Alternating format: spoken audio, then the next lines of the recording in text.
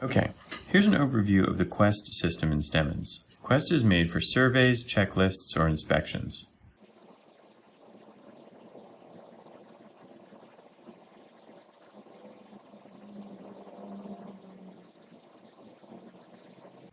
If we ran around an organization and asked everybody to show us the checklists that they use, or any kind of inspections or surveys that they have, we would find them everywhere.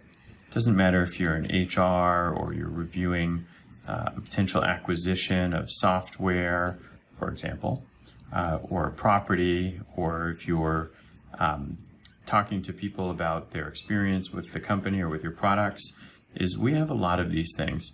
And typically what happens is people use something like Excel or some kind of online survey or a Word document or some other kind of thing to keep track of these. And what's interesting about it is if we look very carefully, we find that a lot of these things have very similar features. So we're going to look at kind of a standard version of a checklist. And of course, that's what we're going to find in Quest. And then we'll talk about what we can do with it. So if we look at the anatomy of one of these checklists or surveys, it typically is broken up into sections. So just imagine we had this kind of form here. At the top, we have what we think of as the metadata. Could be about who's filling it out, or where, or when. And many of these things will be common across the organization. So it might relate to a particular location or a product or a person or whatever. But this really describes the rest of the form. It says, okay, what does it apply to? You know, who's doing it, so on and so forth. Then we get into questions. And of course, we have a bunch of them with text.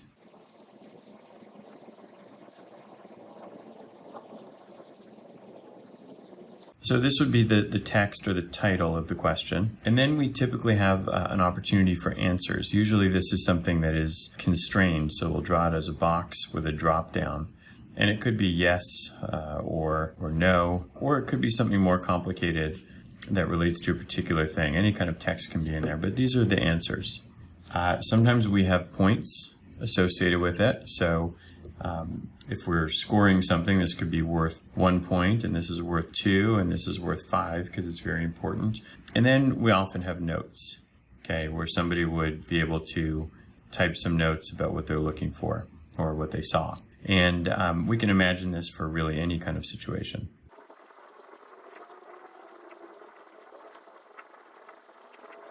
Another thing that we might see is these questions are broken down into categories. So we could have category 1 and so on. And then because we have points here, sometimes we end up with a total.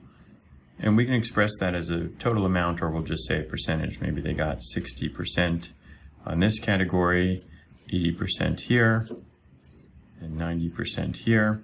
And we would think of this as a category score. And we might look at overall, for the entire form, there would be a total score. So we'll make that section here. Then at the end, we might have a couple other things that we want to look at, like, for example, the ability to save the form. Maybe we want to submit it, etc. And this is really the architecture that we have with Quest. Now, we think of each one of these as a question, okay? And a question has the title, possible answers, points associated with it. And by the way, each one of these answers ends up becoming associated with points, and it has the ability to add notes. There's a couple other things that we're going to talk about in a second, having to do with thresholds and cases and so forth, but this should look very familiar to everybody, and you can imagine that if we went around and asked each one of these people, hey, would you like to be able to put all your forms into a common place where it's easy to not only have them and make sure that they're the same all the time, but also connect them to common enterprise data? It gets pretty interesting because now their forms start to be standardized, and as these scores start dropping out, they can start reporting against these and see kind of what happened over time, or with different forms to compare different areas or people or products or customers or whatever. So we end up with this kind of very interesting infrastructure where we have common metadata.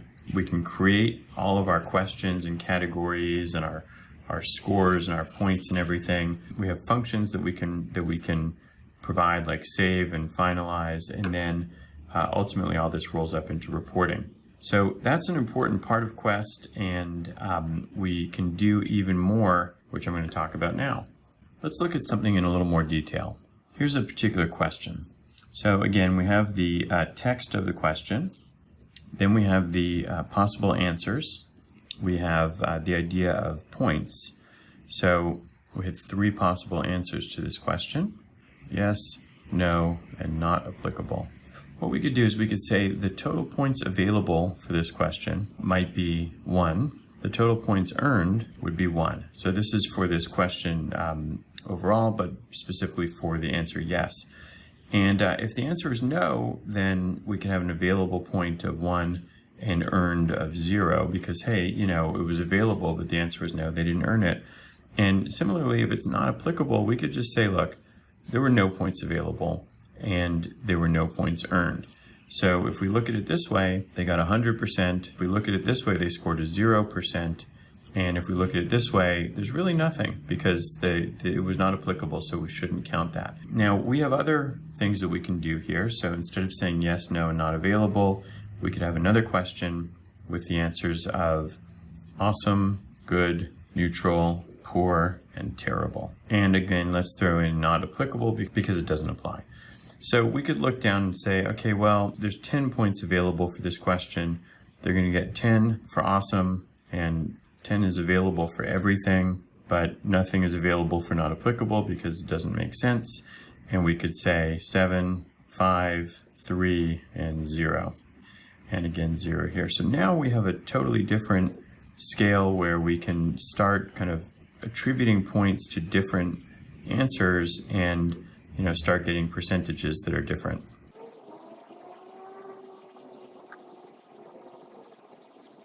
Now, let's think about this. Maybe this was a customer service thing. We say, how clean was your room? That's the question. You know, hey, if it's great, that's wonderful. If it's good, okay, we're happy. Neutral, but you know, if we start getting into these really low scores where we say, hey, we're 3 out of 10 or 0, we want something to happen. We want to notify somebody that this has to be addressed. So we would want to create a case. Okay, and this gets us to another aspect of Quest that is really interesting. We'll go back to this one, where depending on the answer and the score, we can configure it to create different kinds of cases. So for example, this might be something that says, did your room need to be cleaned? And if the answer is yes, then we want to create a case, and we could indicate, you know, what kind of case type we wanted and who it should go to and what it should say, and it could pick up information from this metadata up here and kind of drop it into the case. And if the answer was no, it didn't need to be cleaned, then we would just say no case. Think about this. So there are several different ways we can kind of think of Quest. And in a very basic way, we can think of it as a reminder. And what we have here is a list where somebody opens it up and they look at it and it tells them to do all these things. And now we don't have to train them all the time to do it. They can look at the Quest form and it will tell them what to do. And maybe at the end they just save it to say that they did it. But it's an easy way to keep a bunch of tasks in order in someone's head and give them detailed instructions. Another way that we can use it is as an inspection. And typically what we're doing with an inspection is really kind of using it for a scorecard. So in this case, what we're going to do is we're going to have them look at all these things, but instead of just looking, they're actually going to provide answers.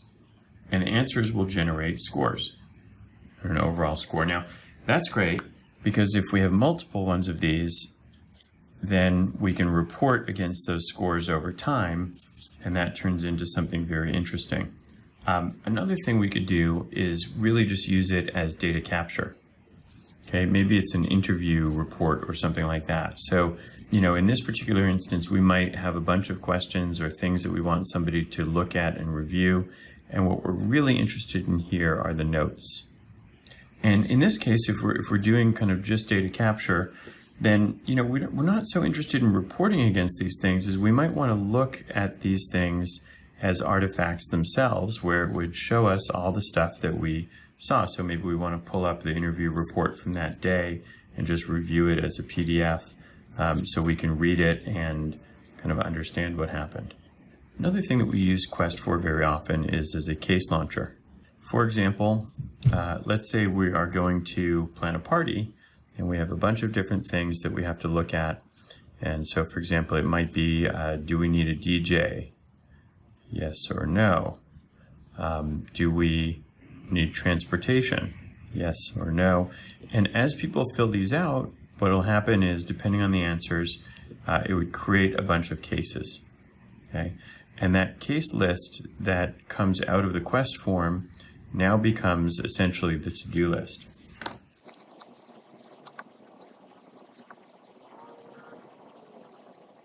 Okay, but it's expressed in this case in the cases system, because we might want to assign these to different people or have different due dates. We may want to track them in different ways. So now somebody would be looking at this cases system as a to-do list and probably wouldn't necessarily go back to the Quest form because it's done its job, which is to launch the cases. Now, here's where this gets kind of interesting, is in many cases we wind up with all of these things happening at the same time. And a classic case of that is when we're doing an inspection or a quality control review.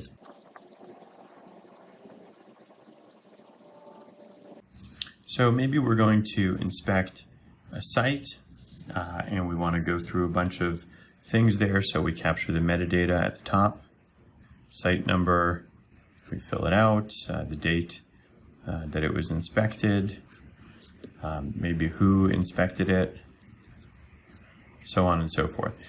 And then we have a bunch of questions, but these questions really end up being reminders for somebody to look at these things. So it gives them instructions, it tells them what to look at, and then of course we're capturing answers which generate scores. So now we're going to be saying yes, yes, no, did it comply, and we're getting our scores. And so at the end we're going to wind up with a score, and that score becomes very helpful for reporting. So now not only is it giving us reminders, but it's also powering reporting, okay, as a scorecard.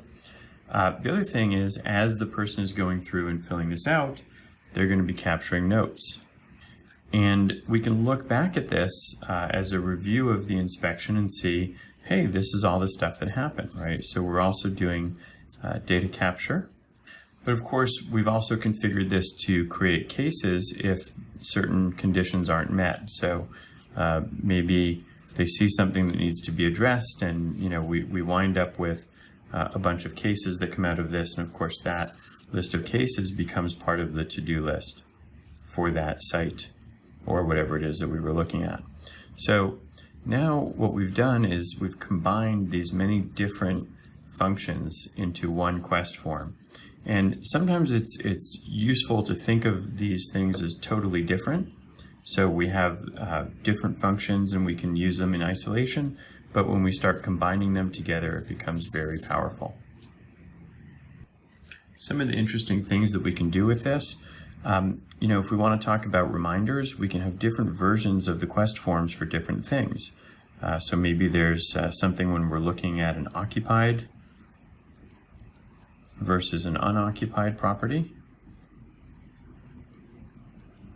Or maybe we're looking at a current customer versus a past customer, and there's different things that we want to remember to deal with. So we can create versions of Quest forms to remind people of different things depending on what we want them to know. Very helpful. When we think about the data capture, is we're creating a record of something that happened. And we can take that record and fix it at a point in time when we hit the save and finalize button here, is we can take that and it becomes something that can't be altered. We can also send it to blockchain. So in case we ever want to get an auditor, we have an auditor involved, we can show them, hey, this happened at this date and time, and this is exactly what it said, and now we have a great record. This could be used for incident reporting or for compliance purposes. When we think about the to-do list, the interesting thing is that we can alter, each of the cases that come out of here can have a different due date. They can be assigned to someone different based on role. So some of the cases could go to compliance and some to legal or maybe to marketing. And we can also include a bunch of text or instructions along with the things that come out. So we wind up with a to-do list that is captured in cases. And that gives us a lot of flexibility because we're only creating the cases that need to be created and we're sending them to the right people out of the quest form. And finally, from the standpoint of reporting, we can look at it, let's say we're looking at a particular asset or thing. We can look at the same thing over time. We can compare against similar things. And we can roll things up into, for example, different regions or markets, categories, and so forth. So on the basis of metadata, we can report against different things, capturing a whole bunch of information in a way that is very consistent over time, over location, and over really any measure that you want. So we wind up with a very rich set of capabilities coming out of something as simple as a unified system for surveys, checklists, and inspections.